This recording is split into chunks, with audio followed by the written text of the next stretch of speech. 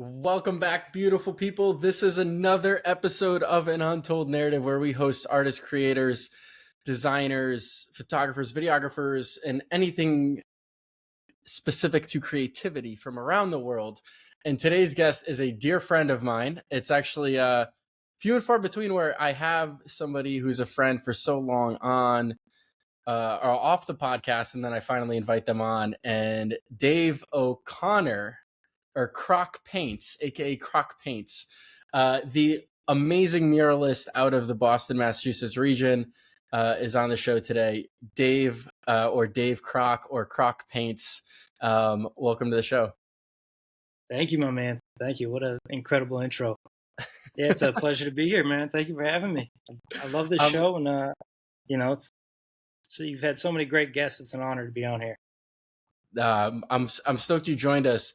I know how humble you are in your craft, and I know how like you even struggle with like social media all the time and getting shit out there. So anytime sure. we can spot like cool people doing cool things and who are super talented. But I gotta ask you, like, why do you paint? Yeah, man. I feel like I have to. It's kind of just an itch and a drive in me. Kind of feels like the only language I can speak sometimes. Yeah, it's always been, how you find old things from when you were a kid and your teachers give you a writing prompt. It was always about art, and it was always about I want to become an artist and I want to do things like that all along. Pretty cool to see. You forget about it, and then you go digging through an old drawer and you find it. But yeah, I'd say it's just I have to do it. It's instinctual. Why do you think that your childhood dream has lived on till present day? Because most of us, if we look back at those notebooks or the prompts that we were given, they fall off, right? Like we forget how to be like our true childish self. Why do you think it's like stuck with you all Totally. these years? I've just had incredible support. I come from a huge family, and my dad is an artist as well, so that's where I got my foundation, and he gave me the initial kickoff. And I've got 4 siblings too, so every birthday was a drawing I'd give them, or constantly I had an audience.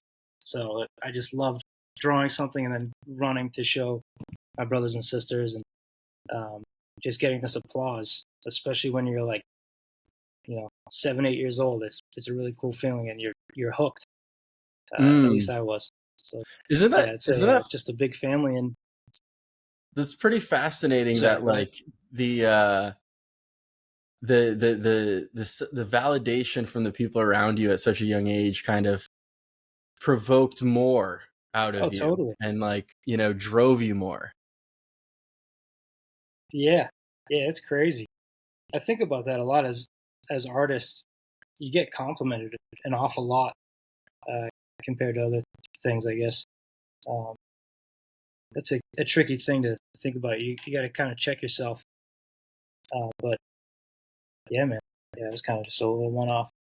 I think that's such a like, again, I mentioned that you were super humble, but like that's such a humble brag in itself, right? Like as an artist, you get complimented. Like if you're a shitty Oh artist, you ain't man. getting complimented. Like a courtesy. Oh, hey, good job. You get it when you're painting a mural too, and you're just like buffing it like black, and people are like, "It looks great, good job."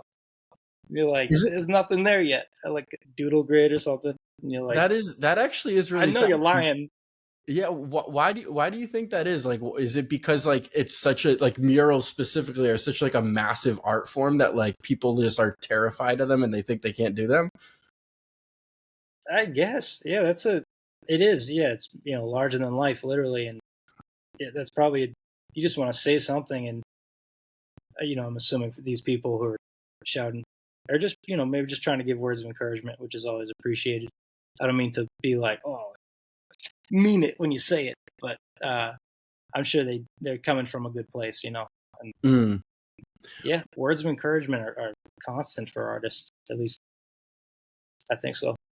Yeah, no, 100%, and clearly it's stuck with you. And one thing I know about you, because this is a little bit different, because I know you a little bit versus somebody who's maybe a stranger to the show or a stranger to my life, is that you actually work a full-time job and then you're a part-time artist. You're not a full-time artist yet, or maybe who knows, ever will be, but we're gonna find out. What how do you balance like the literally like the work balance? So it's not a work life balance. It's like work and then art balance. Yeah, totally. Some days are better than others when you're doing, the double shift kind of thing, where you 9 to 5 and then 5 to whatever 10, however late you can go some days. And then weekends, and then just paint what you like to paint when you can. That kind of takes a back seat. A lot of it's just commissions and um, yeah, there are things that are getting when you get pulled a million different directions. That's the hardest part about it.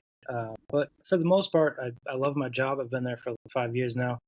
I do sales for a beverage company, and my boss and my team are excellent. So, that's it. Also is a great background, or I guess business kind of background for the art stuff. Is that the clock is ticking kind of mentality, and what did you get done today, or this week, or this month, and each quarter, and how are the numbers. So that keeps me driving for the paint too. When I'm like, all right, hey man, there goes a whole week before you know it. Um, so paint when you can, and you catch yourself watching TV or something when obviously relaxing is important, but there's days where you realize you're slacking, and you could be like, hey man, let's get up, let's get it. What when you catch yourself in those moments, what's the what do you find yourself like that works to get you out of bed or off the couch and back into action? Oh man, thankfully it's 21st century. We've got iPads and stuff, so we can still be lounging and doodling or something, and you're still being productive. You're still coming up with concepts. So those lazy days or something. If I'm not fully out of the bed, at least you can still kind of, we're going one step at a time. But also just the drive to spray paint, I think is so strong, and especially in the summertime, and being in New England, and you know you've really only got a couple months that you can be doing it. Sunsets, once all that starts going, just like right about now, then it just becomes studio days where you're inside and you're using brushes more often. So I try to, the sun's out, I try to attack it. If I have the day off or something from the 9 to 5, and it's a beautiful day out, you're gonna find me at a wall or outside spray painting a canvas or something like that. Just trying to soak it in. You mentioned a little bit earlier, like working on commissions and rarely your own artwork, or things you want to do just for your own sense of creativity. Um, how do Yep. you figure out like when to work on stuff for yourself? Because if you have a 9 to 5 that you like and you say you love and everything's great, but then you also have commissions which Mm, help fuel paying the bills or your extracurriculars or just more paint, and then you're trying to totally. throw Yeah. in your own work and your own creativity. How do you juggle Yep. that? Like when do you block off time? Do you like run a schedule? Do you have a calendar? Like what kind of helps Croc Yeah. Totally. manage? Just Google Calendar and Notes just keeps me on point. Um, Obviously, first things first is my 9 to 5. I got a contract. I'm working for them. I'm not gonna mess that up. Um, and then same with a commission job or a mural. That's another time sensitive thing.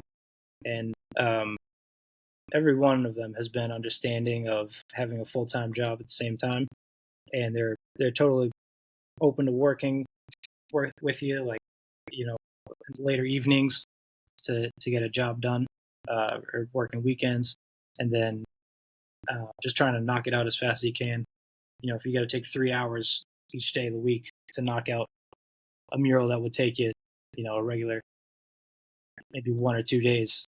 If I wasn't working a 9 to 5, I'd be like, oh, I just schedule for Monday and Tuesday and I'll be done. But it's more like, you know, after work, what days can we knock it out? And then you try to be as transparent with the client as you can about that. And more often than not, they're totally accepting of it. And, yeah, I like to what's it called? Under promise, over deliver. So I'll say, oh, it's going to take 2 weeks, but then I'll try to knock it out in 1 week, and they'll be like, hey, but you know how it is. How often do you use that strategy? Because I don't think enough people do that. You got to, man. And again, I learned that from the 9 to 5. I've got like 1,000 accounts, and you know, they're all asking for something on the same day or something, and you just got to kind of, organize them nicely, and yeah, you'll be surprised. People are like, yeah, sure, that sounds good. And then when you show up early, then it's nice.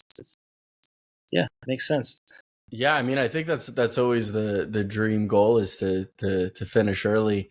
I want to talk about murals a little bit because they are this thing that is beautiful in a lot of cities and a lot of areas. They can bring life into a town, a residential area, or a commercial area. You've done murals from massive buildings, brick walls, inside spaces. Do you remember your first mural that you ever did, or like a favorite mural that you've ever done? Kind of just talk about like your experience with them. Yeah. My very first mural was for a smoke shop in Rhode Island. I was tagged in by a friend who was doing a mural, and they just wanted some graffiti, which is I'd say my background for painting. At least that introduced me to spray paint, which introduced me to murals, and now I'm in love with murals and just want to paint them all day long. So that was just like a, I don't know, 6 by 8 foot wall indoors. But it was for a smoke shop, and they were just some cool guys that were like, yeah, paint whatever you want.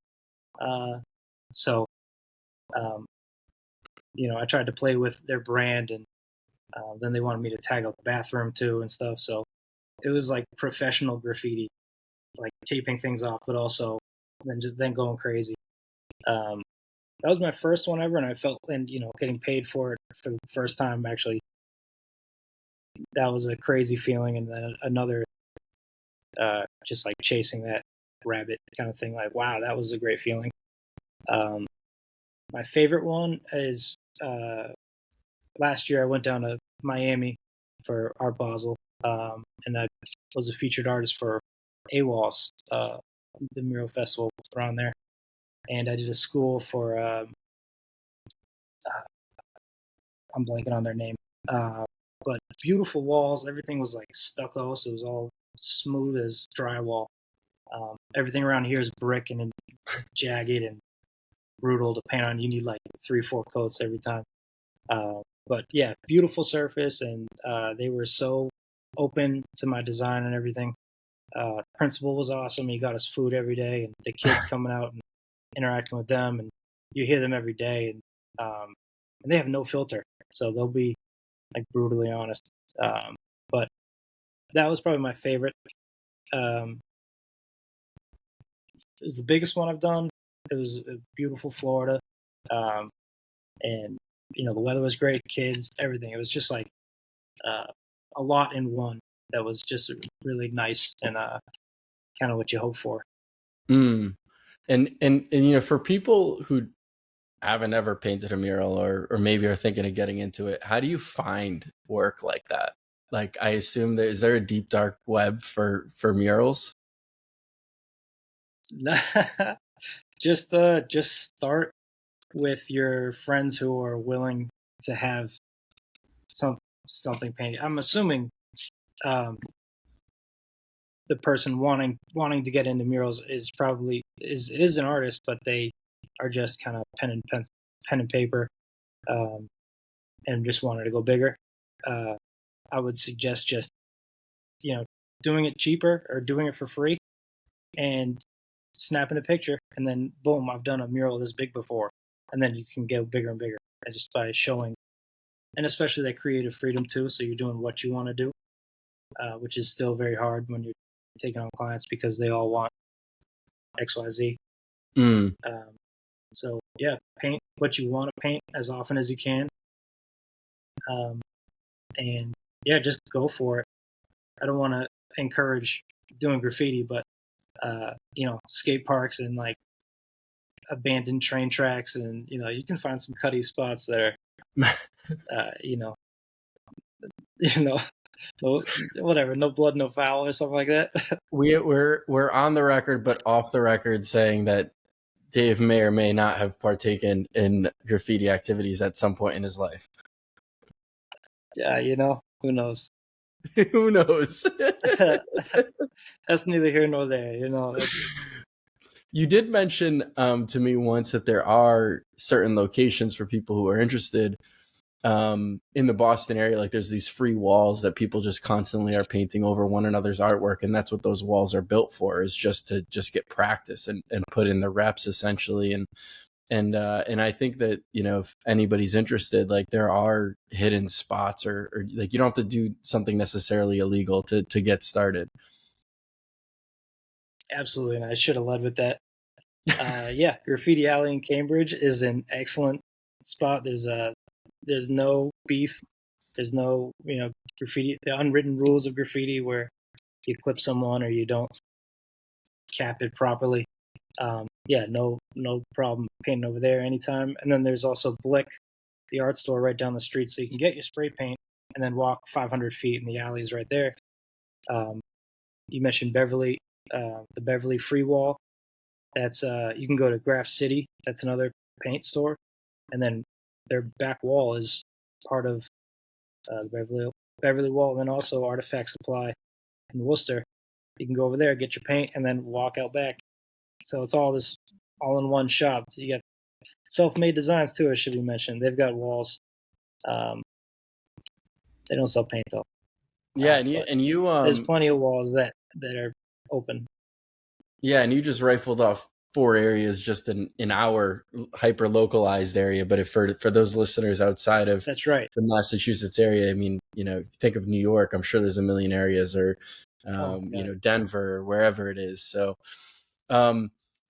I did want to bring up, because I thought it was such a cool thing that you did.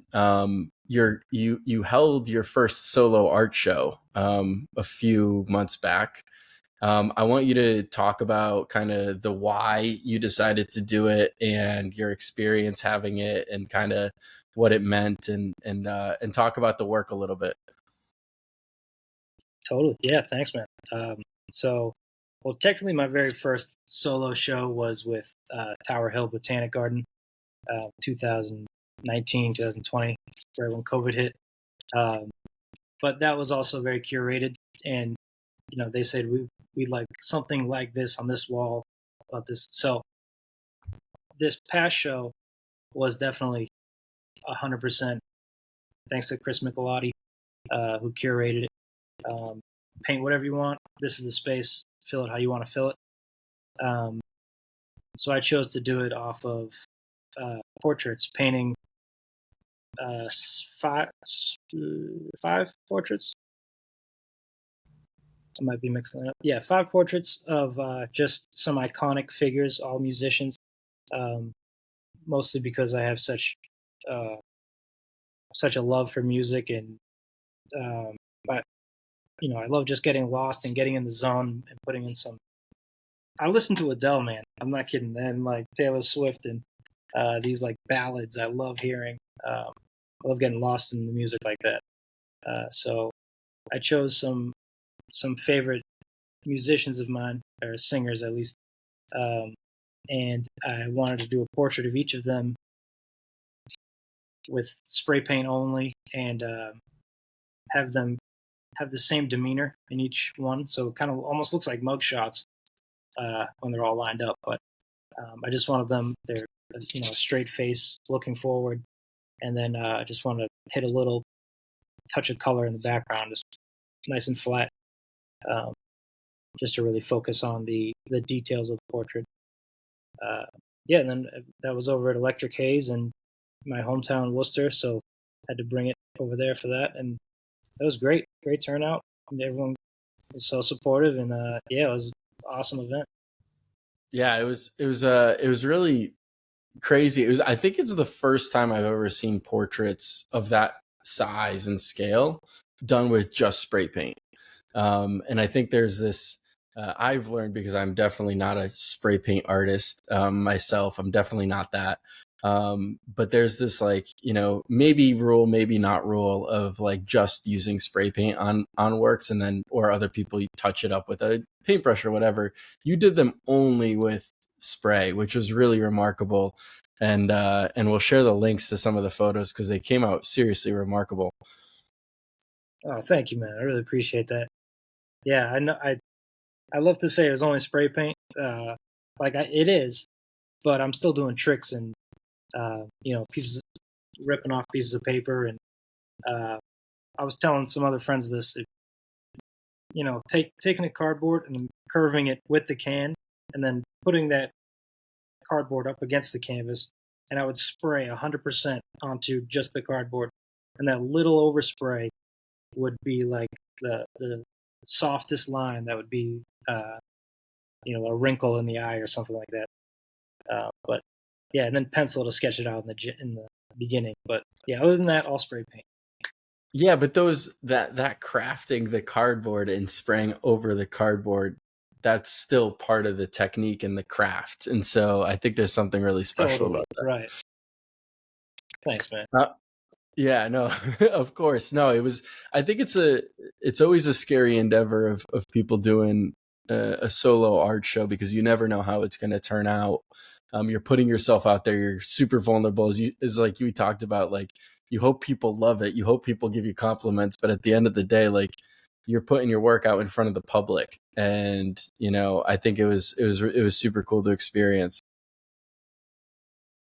Thank you, man. Yeah, totally. It's nerve wracking. You just there's a million different directions you can go when you're trying to make a cohesive body of work, and yeah, that's the challenge in the first place. And then a message you want to say, or a skill you want to practice. Yeah, it's like the beginning of a journey. You're like, all right, where do we go? Yeah, no, for sure. Where do you think, speaking of your journey and your art skills and your craft, from as an outsider observing you for the past few years, like your work has definitely gotten a lot more improved and a lot better over time, and it's elevated itself. Like, do you think about, next year, 2024, or in 2 years, or in 5 years, kind of certain milestones that you want to achieve through your artwork?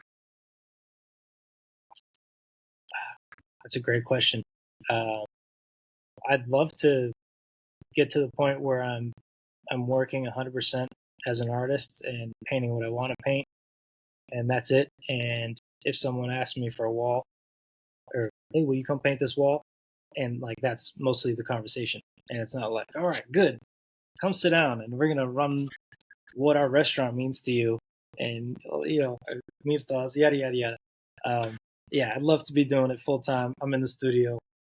Here's what I made, guys. You know how it goes. Yeah, but for a timeline, I don't have one. It's just kind of just keep your foot on the gas, and you know, keep trying, keep trucking.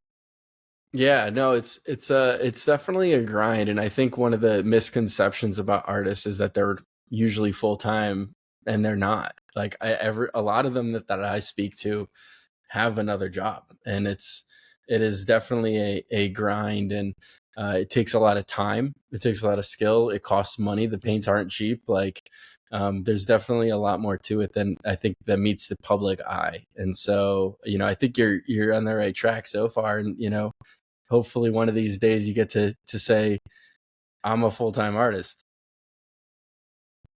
Hell yeah, thank you, bro. Yeah, I hope so too. I know I think it is there's obviously that risk factor that you have to take, and eventually you do have to jump. I've listened to a bunch of podcasts and how do you make it, and how do you become a full time artist, and books on how to, you know, getting your shit together, and you know, yeah, it's just do it at the right time, and when it's right. I don't want to jump and then be like, oh, all right, now we actually gotta. That was the wrong call. Hey, hang on.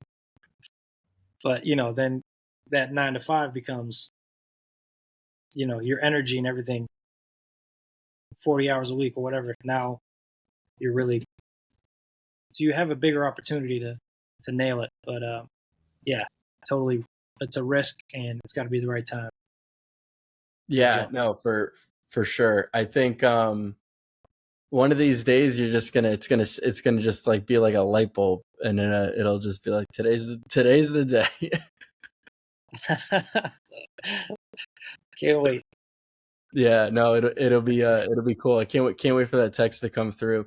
Croc, is there any like specific type of art or project that you want to be part of? I mean, you mentioned, Art Basel, which is one of the biggest art fairs and art shows. It's now become a cultural icon in the yearly calendar outside of art for, celebrities and things to come through. And, is there anything that you've set your eye on that you want to be part of one of these days, that like you're just like, this is one of those events or spaces that I want to be part of one of these days? Oh, totally. And going back to Art Basel, yeah, I'll be down there again this year, just as a fan taking it in. But like Scope and all those major blue chip galleries, and I'd love to, one day be like that and hop in there.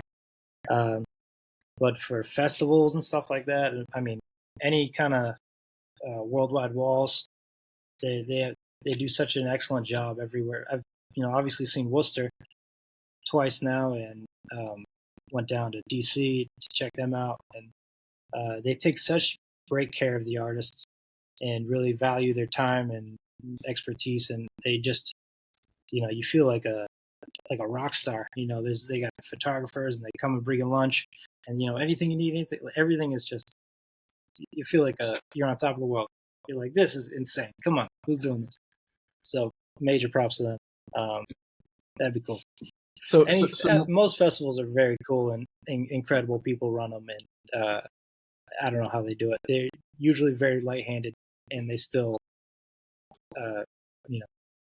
make it look incredible and beautify the city, and take care of all the artists. Yeah. So more worldwide walls, more events, more festivals. I'm excited to see what you cook up. And maybe I'll see you down in Art Basel again. Croc. Let's do it. I hope so. Yeah. I mean, that's when we did run into each other last December as well down there too. Yeah, of course.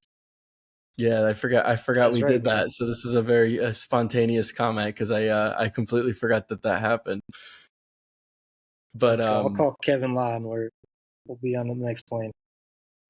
That's right. We need more Kevin in our lives. Croc, is there is there anything else that you want to bring up, or you want to share? Any lessons you've learned through you kind of honing in your craft, or working on your artwork, or managing a studio? I mean, you have a beautiful studio space in Massachusetts. Like, anything you want to share as a kind of last tidbit to the audience? For the artists that are beginners trying to really push it, I hear a lot of people trying to get into spray paint. They want some advice. And quote my buddy Sean Brady says, "Paint goes over paint," and don't freak out about any mistakes like that. So one swipe and it's blue. Another one from Brandalism is, what are you scared of?